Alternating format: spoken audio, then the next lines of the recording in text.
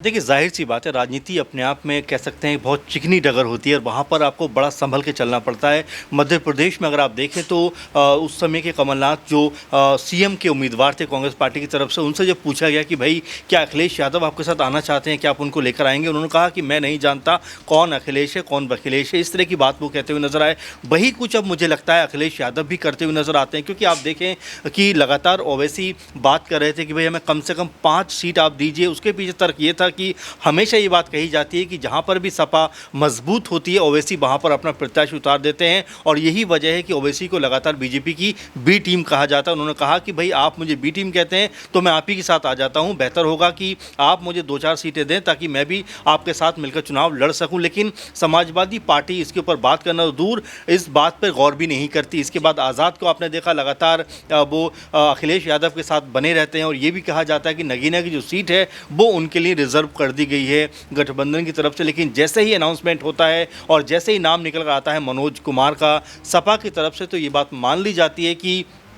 जो आज़ाद हैं उनको दरकिनार कर दिया है समाजवादी पार्टी ने। देखिए, अगर इस तरह के फैसले आप करेंगे कि मुस्लिम वोट बैंक आप अपना मानते हैं, लेकिन जो मुस्लिम नेता होने का दावा करता है जब वो आपके पास आता है कि भाई हमें भी साथ लेकर चलिए, आप तुरंत मना कर देते हैं। आज़ाद जो लगातार पश्चिम यूपी में अपनी राजनीति को बेहतर करने में लगे हुए हैं और कह सकते हैं वोट बैंक बढ़ाने में लगे हुए हैं, वो कहते हैं कि भाई नगीना सीट से मैं लड़ना चाहता हूँ। आपने देखा कि नगीना के अलावा उन्होंने कोई भी सीट के ऊपर बात नहीं की, हालांकि मांग ज़रूर थी उनकी, लेकिन नगीना के ऊपर पूरा फोकस वो कर रहे थे। लेकिन उसके बावजूद भी जिस तरह से उस सीट के ऊपर सपा ने अपना प्रत्याशी उतारा, तो ये मानकर चलिए कि जो एक समीकरण है उसको अखिलेश यादव खराब करने का प्रयास कर रहे हैं। और यही बात है कि क्या बीजेपी के खिलाफ वो इस तरह से मुकाबला कर पाएंगे, क्योंकि वो भी उतनी ताकतवर कंडीशन में नहीं है कि अकेले दम पे बीजेपी को वहां से हरा सकें। बसपा ने पहले मना कर दिया, तो ऐसे में अब अखिलेश यादव की आलोचना होना तय है, क्योंकि यहाँ पर ओवैसी ने कहीं ना कहीं एक तरीके से आज़ाद का समर्थन किया है। अब हो सकता है कि जो नगीना की सीट है वहाँ पर जो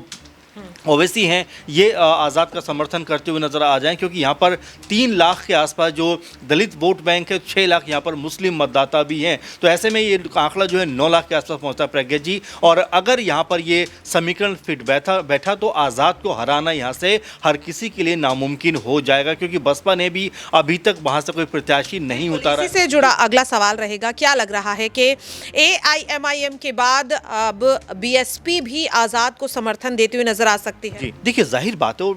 हमेशा ये बात कही जाती है कि बीएसपी के लिए सॉफ्ट कॉर्नर रहा है आज़ाद के मन में, और कभी भी मायावती ने कोई कह सकते हैं गलत बयानबाजी आज़ाद के खिलाफ नहीं की है। तो एक संभावना के तौर पर देखा जाता रहा है। कुछ दिनों पहले भी उन्होंने कहा था, जब आज़ाद से पूछा गया था कि भाई वो मेरी बड़ी बहन की तरह है, मैं बहुत सम्मान करता हूँ, दलित वोट बैंक को जिस तरह उन्होंने साधा है वो बाकी काबिल तारीफ़ है। अब क्या उसका कह सकते हैं कि अब दोनों पार्टियों का साथ मिलन अब तय हो गया है, क्योंकि अखिलेश यादव ने जिस तरह से आज़ाद को झटका दिया है वो अपने आप में यूपी की राजनीति में चर्चा का विषय बना हुआ है कि एक तरफ तो अखिलेश चाहते हैं किसी भी कीमत पे हमें बीजेपी को हराना है और बीजेपी के खिलाफ जीत दर्ज करना है, लेकिन जयंत चौधरी जो उनके पास से चले गए, उन्होंने कह सकते हैं कि इलेक्शन समीकरण बनने से पहले उनको 7 सीटें अलॉट कर दी कि भाई आप यहाँ से लड़िए, लेकिन वो उनको छोड़कर बीजेपी खेमे में जाकर बैठ जाते हैं। लेकिन आज़ाद जो लगातार अखिलेश यादव के साथ चलना चाहते हैं, उनको ये झटका देते हुए कहते हैं भाई आप दूर बैठिए। तो कई तरह से अब उलझी हुई सी राजनीति अखिलेश यादव की नज़र आती है। कुछ फैसले ऐसे हैं जो